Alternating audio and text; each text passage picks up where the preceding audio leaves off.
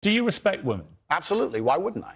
Do you think that 18, 19-year-old women are more attractive than 25-year-old women? I think there's attractive people.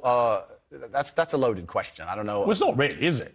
I can't. You know why I'm asking it? Of course I do, but I can't sit here and say... For say... the benefit of viewers who don't know why I'm asking, you said this. In general, this is also one of the reasons men find youth attractive. You want to blow up the internet? I'll blow up the internet right effing now. The reason 18 and 19-year-olds are more attractive than 25-year-olds is because they've been through less dick. People say, oh, you can't say that, but yes, I can.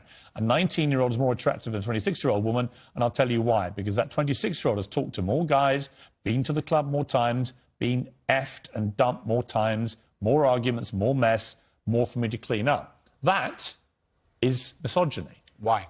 Because you are encouraging a mindset about 25-year-old women that makes them sound out to be infinitely less desirable than 18, 19-year-olds, and having effectively been having too much sex to be taken in a more respectful way. Well, firstly, even if that was the case, that wouldn't be misogyny. Well, what did you mean by what you said? That's not misogyny because it's not anti-women. I'm saying that an 18 or a 19-year-old woman would be more desirable. It's pretty anti-25-year-old women. Anti-25-year-old women we can argue, but not misogyny. Well, that's misogyny then, isn't it? No, it's not. Well, being anti any woman at all is misogyny. Not when I'm saying that women are beautiful and attractive at a certain age and saying the age. You're saying 18, 19-year-olds are more attractive than 25. Well, than ageist, perhaps, but misogynistic, absolutely. Is that not. But you just accepted it was misogyny. No, I didn't. You said it was misogyny. I'm telling you, no, it's not. If a 26-year-old woman is watching this and has heard those comments, yeah, would you just say to her, look, I'm sorry, I shouldn't have said that? No, I won't.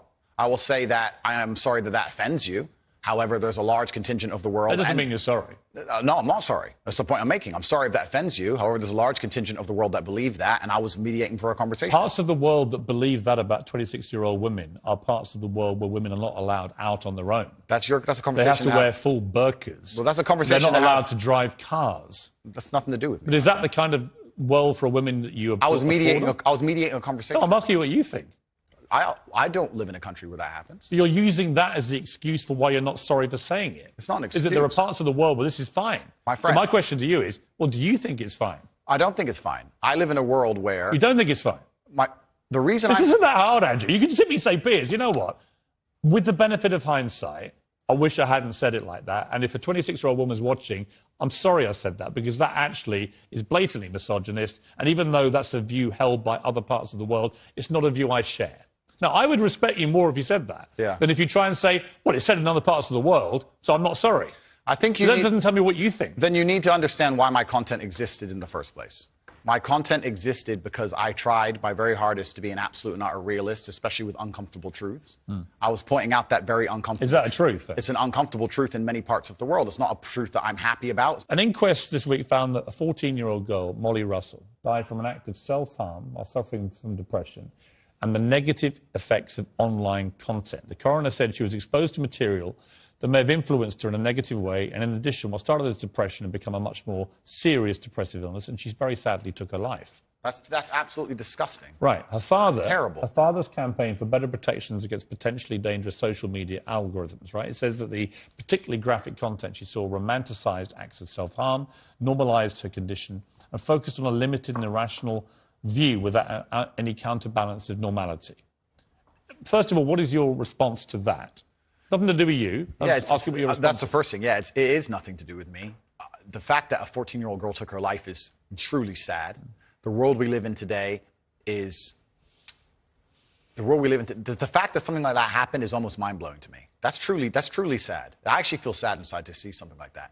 What has come clear to me in the interview is that a lot of things you say you wouldn't say now that you've said before.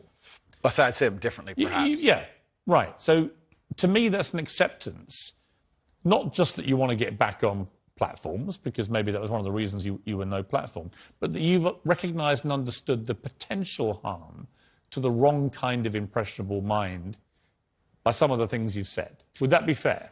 I think that's 80% fair. I recognise and understand that with massive fame, you have to be more careful about being misconstrued. Like I said earlier, 1% of people misunderstanding you doesn't matter with a small audience. It matters with a very large audience. With power comes responsibility. I still believe the things I say. I do not want to be a negative force for the world. I also understand that I am a man who's lived a very difficult, nuanced life, and I am capable of making nuanced points that may be misunderstood by teenagers. However, that can be said about anybody and everything. Every opinion online can be misunderstood by children. Trying to protect children from the internet is a very interesting subject in and of itself, because I would argue that 80% of the content on the internet can be negative or detrimental to a young mind that doesn't understand the world.